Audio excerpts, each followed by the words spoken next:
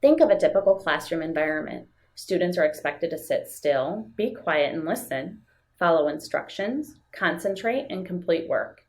These are all things that a student with ADHD may have a very hard time doing, not because they don't want to, but because their body and brain won't let them.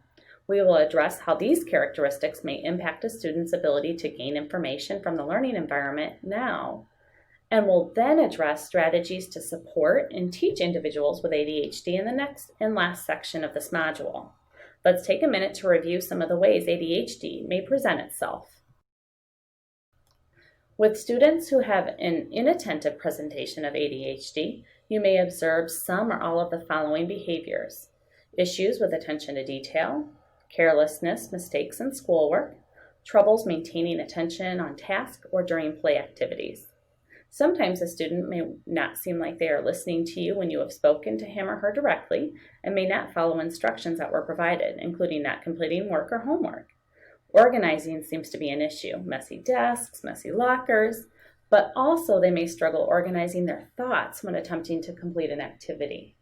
Sometimes students will avoid or try to get out of doing tasks that require thought or effort, or activities that will take time to complete.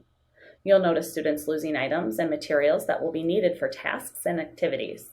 You may notice a student being easily distracted or maybe forgetful in daily activities. Students who exhibit hyperactive characteristics may show the following behaviors in the classroom. They may have fidgety hands or feet and squirm and move around in their seat a lot, or maybe even get up when they're not supposed to. You may notice some students running or climbing when it's not appropriate. For instance, bolting down the hallway, oftentimes plowing over others as if they're not there.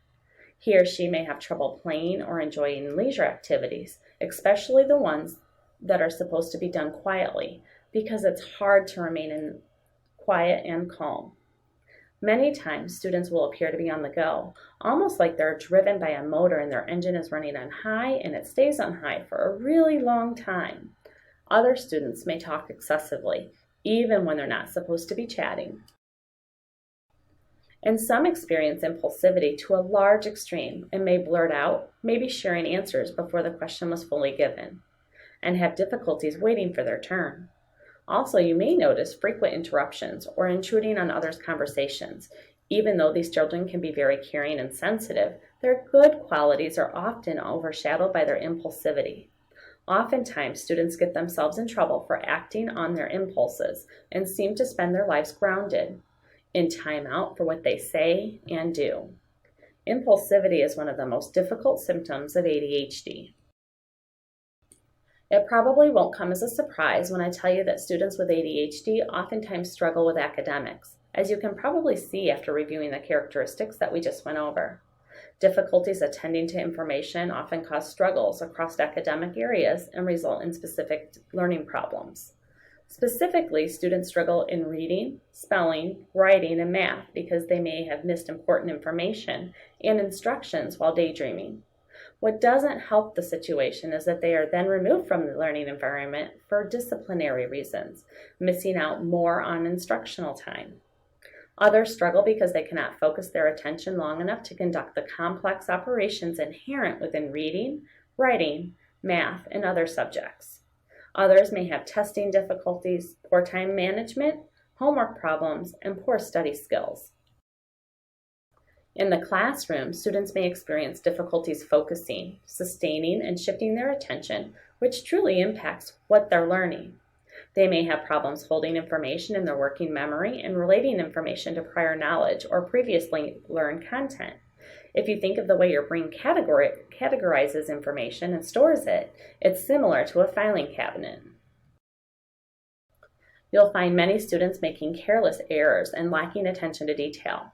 And then you'll see some students with exactly the opposite issue, hyperfocus, and spend too much time worrying about every detail. Students oftentimes have poor self-monitoring strategies, and this can be related to their own behavior or academics.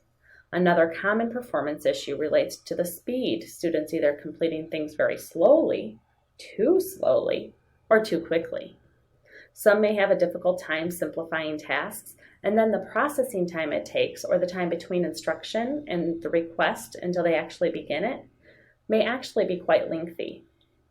Multi-step instructions are often too abstract, and therefore it may be challenging to complete complex or multi-step activities. Many students struggle with tests, especially if the environment is not distraction-free. The test format may also pose challenges. If a student struggles with writing and organizing thoughts, instead of having them write a 5-page essay on the concept, there are many different ways a teacher could assess a student's understanding. Procrastination, rushing through homework, if even one attempts to complete it, forgets the assignment or materials to do the work, and then forgets to turn in the completed activity, are all issues related to homework that a student with ADHD may experience. When studying, students with ADHD may have a difficult time getting started, editing their work, identifying a main idea, and prioritizing information, and then may struggle with planning and estimating their time. There are many strategies that can be put in place to address these academic challenges. Social skills, specifically interpersonal relationships and friendships, are also challenging for students with ADHD. Some of the behavioral characteristics individuals exhibit, such as being intrusive, impulsive, and erratic, make it really difficult to build friendships. Also, students may be demanding and controlling, which is likely a reason why many are socially rejected by peers. Students with ADHD are often bullied, and for some, are more likely to bully others at school. Maturity seems to lag, and these children are often perceived as being about 2 years behind their same age peers. ADHD may cause an individual to experience difficulties in the learning process.